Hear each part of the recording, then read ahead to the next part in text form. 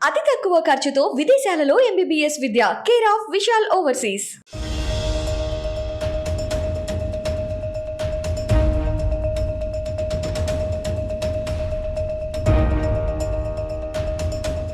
విపక్షాల ఐక్యతకు ఆదిలోనే హంసపాదు ఎదురైందా? మోదీ సర్కారుపై పోరాటానికి ఇప్పుడే అడ్డంకులు మొదలయ్యాయా? ఎన్డీఏ వర్సెస్ ఇండియా అనే ప్రకటనకు బ్రేక్ పడబోతోందా? ప్రతిపక్షాల నేతలకు ప్రారంభంలోనే చుక్కెదురు కానుందా? రాబోయే సార్వత్రిక ఎన్నికల్లో బీజేపీని ఉమ్మడిగా ఎదుర్కొనేందుకు విపక్షాలన్నీ ఒకటయ్యాయి. ఎన్డీఏ కూటమిని ఢీకొట్టేందుకు తమ జట్టుకు ఇండియా అని పేరు పెట్టాయి. దీంతో ప్రతిపక్షాల front Indian National Development Inclusive అలయన్స్గా మారింది. అయితే ఈ కూటమికి ఆదిలోనే హంసపాదు అన్నట్లుగా INDIA పేరుపై అభ్యంతరాలు వ్యక్తమవుతున్నాయి.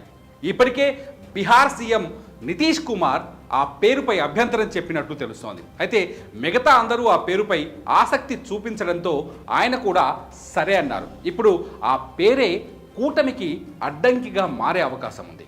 రాజకీయ ప్రయోజనాల కోసం ఇండియా పేరును వాడుకుంటున్నారని ఆరోపిస్తూ 26 ప్రతిపక్ష పార్టీలపై ఢిల్లీలోని బారకంబా పోలీస్ స్టేషన్లో కేసు నమోదైంది. విపక్ష కూటమికి ఇండియా పేరు పెట్టడంపై అభ్యంతరం వ్యక్తం చేస్తూ డాక్టర్ అవినీష్ మిశ్రా బుధవారం పోలీసులకు ఫిర్యాదు చేశారు.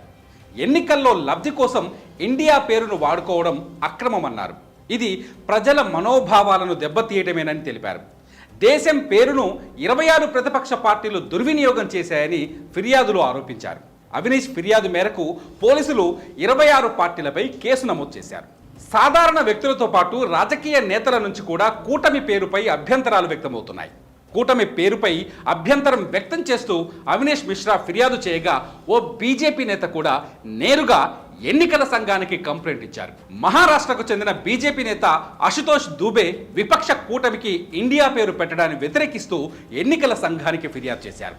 విపక్ష నేతలు రాజకీయ ప్రయోజనాల కోసం దేశ ప్రతిష్టకు భంగం కలిగించేలా వ్యవహరించారని ఫిర్యాదులు పేర్కొన్నారు. దీనిపై విచారణ చేపట్టాలని ఆయన కోరారు. ప్రతిపక్ష పార్టీల కూటమిలో Congress, TMC, DMK, Aam Aadmi Party, JDU, RJD, NCP, Sharad Pawar వర్గం పార్టీలున్నాయి.